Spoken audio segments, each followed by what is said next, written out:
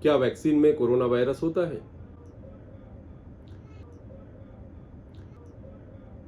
इस सवाल का जवाब समझने के लिए आइए हम पहले इम्यून सिस्टम को समझते हैं। कुदरत ने हमें कुव्वत दिफा या इम्यून सिस्टम दिया है।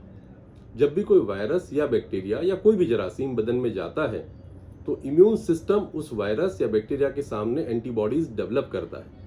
जब ये एंटीबॉडीज बदन में डेवलप हो जाती है तो आइंदा दोबारा जब वो वायरस या बैक्टीरिया हमारे बदन में आने की कोशिश करता है तो वो बीमारी करें उसके पहले ही वो एंटीबॉडीज उन बीमारियों को, इन वायरस को खत्म कर देती है ताकि बदन दोबारा बीमार ना पड़े।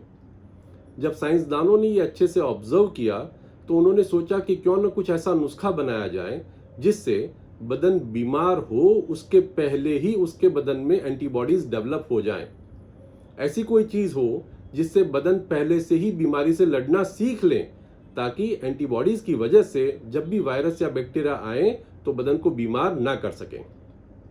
इसीलिए उन्होंने उन जरासीमों को लैब में निकाला और 2 या 3 अलग अलग नुस्खों से या तो उस वायरस को कंप्लीटली मार दिया गया, इनएक्टिवेट कर दिया गया, या उन वायरस का कुछ जेनेटिक कोड जीनोम लिया गया और उसके साथ कुछ प्रोसेस करके, या फिर उन वायरस का कोई टुकड़ा या एक प्रोटीन जो कोरोना वायरस में कहते हैं उनको लिया और लैब में कुछ प्रोसेस करने के बाद उनमें से एक वैक्सीन बनी। जब वो वैक्सीन इंसान को दी जाती है तो क्योंकि उसमें वायरस जो होता है वो मरा हुआ होता है, कमजोर होता है या उसका कुछ हिस्सा होता है, तो वो वायरस बीमारी नहीं कर सकता, लेकिन बदन फिर भी एंटीबॉडीज डेवलप कर लेती है ताकि आइंदा जब मजबूत वायरस, जब विरुलेंट वायरस या जब सही सालिम वायरस आपके बदन में जाना चाहेगा तो क्योंकि आपके बदन में पहले से ही एंटीबॉडी मौजूद होगी वो वायरस आपको बीमार नहीं कर पाएगा। बस यही एक वैक्सीन की थियरी है और इसी तरह से सारे वैक्सीन बने जाते हैं। चाहे कोई भी वायरस, कोई भी वैक्सीन हो, उसमें उस जिस बीमारी से लड़ना है उसका कुछ हिस्सा इनएक्टिवेटेड फॉर्म में या उसकी कोई प्रोटीन के फॉर्म में या उसके जीनोम के फॉर्म में होता है। तो यस, कोरोना वायरस की जो वैक्सीन बनी है उसमें उन्हीं वायरसों का इस्तेमाल करके उसको बनाया गया है, लेकिन अब ये वैक्सीन खुद कोरोना कभी नहीं कर पाएगी। वैक्सीन के बाद भी कोरोना क्यों होता है?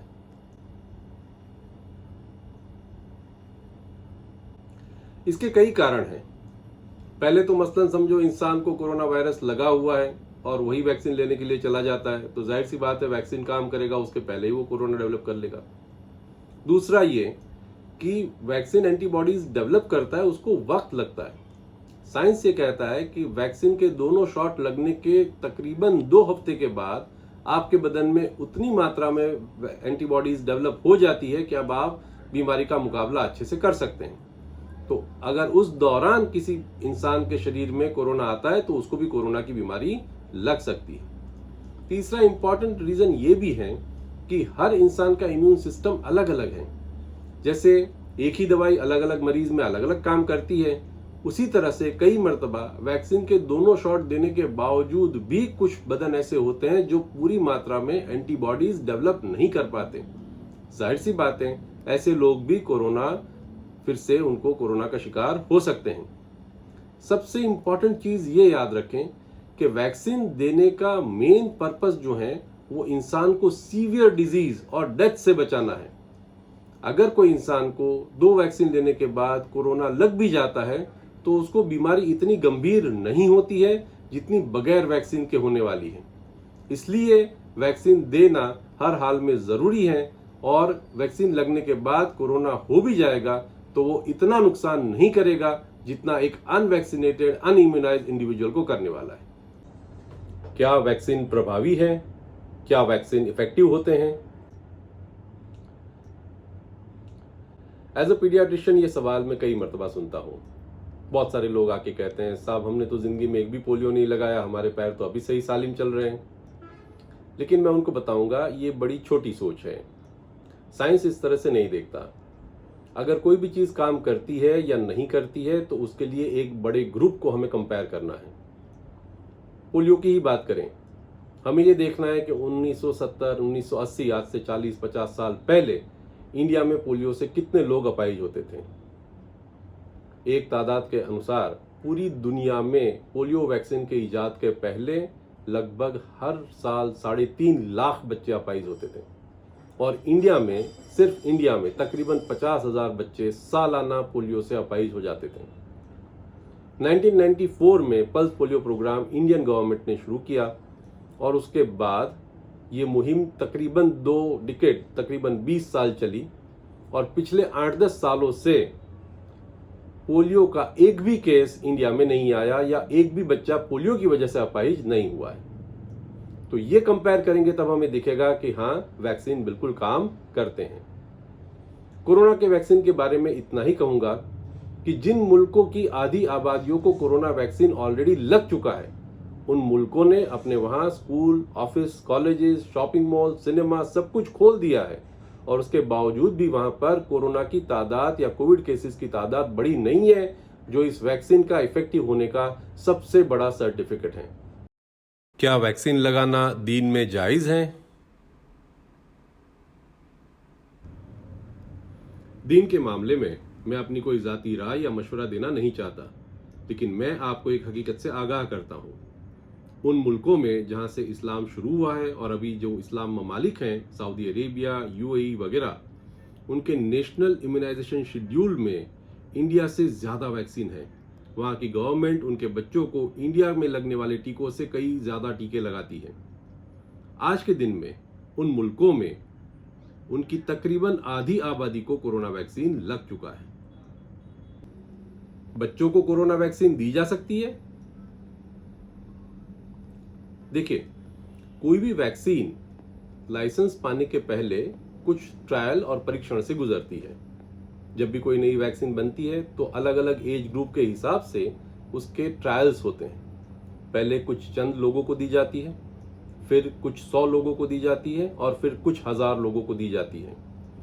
जब इन लोगों को लगने के बाद उनके बदन में सक्सेसफुल एंटीबॉडीज डेवलप होते हैं, उनको कोई ज़्यादा गंभीर एडवर्स रिएक्शन नहीं आते हैं। इन शॉर्ट, जब वैक्सीन की सेफ्टी और एफिकेसी दोनों इस्टेब्लिश हो जाती है, उसके बाद उस वैक्सीन को लोगों के लिए आम किया जाता है या लाइसेंस दिया जाता है। अभी जो वैक्सीन कोरोना की डेवलप हुई है, उनमें बच्चों पर कंप्लीट परीक्षण अभी नहीं हुआ है। कुछ कंपनियों का ये परीक्षण चालू है और हो सकता है कि अगले कुछ महीनों में हमारे पास सक्सेसफुल ट्रायल के रिजल्ट्स आ जाएं, तो उसके बाद ये वैक्सीन 2 साल से 18 साल के बच्चों को भी शायद दी जाएगी। लेकिन एक बात और, बच्चों को अक्सर न्यूमोनिया और फ्लू के टीके लगाना पेरेंट्स भूल जाते हैं। अगर आपका बच्चा 5 साल से छोटा है तो उसको न्यूमोनिया का टीका, और अगर 8 साल से छोटा है तो उसको फ्लू का टीका जरूर लगवा लेना चाहिए। क्या वैक्सीन लगाना सुरक्षित है?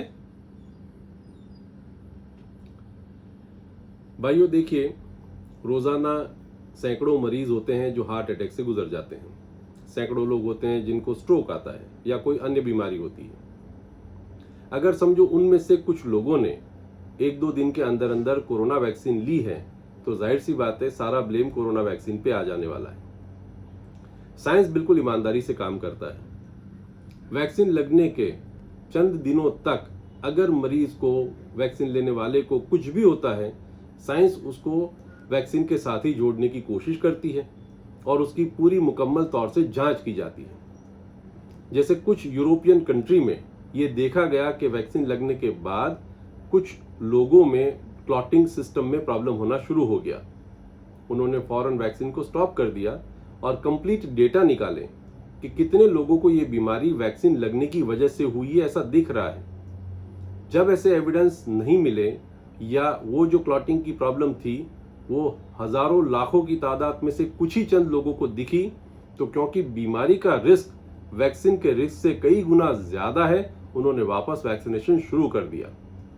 तो अगर कोई आड़ असर वैक्सीन के लिए होती भी है तो साइंस उसकी मुकम्मल तौर से जांच करती है।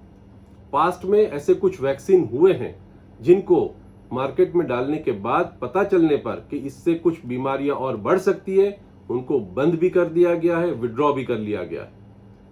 एक चीज याद रखें, अगर कोई फर्जी पोस्ट आपके पास आ जाती है कि भाई ये फला साइंटिस्ट ने ये बोल दिया है, फला ये बोल दिया है, तो इसको पहले हमेशा से समझे कि किस कॉन्टेक्स्ट में बोला है, किस वजह से बोला है। आज के दिन में तकरीबन करोड़ों लोगों को कोरोना वैक्सीन लग चुकी है और उसकी सेफ्टी बियॉन्ड डाउट एस्टैब्लिश हो चुकी है।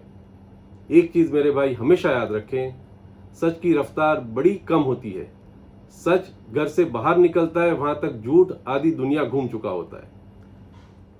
तो याद रखें, vaccines are permissible, vaccines are effective, and vaccines are safe. Thank you very much.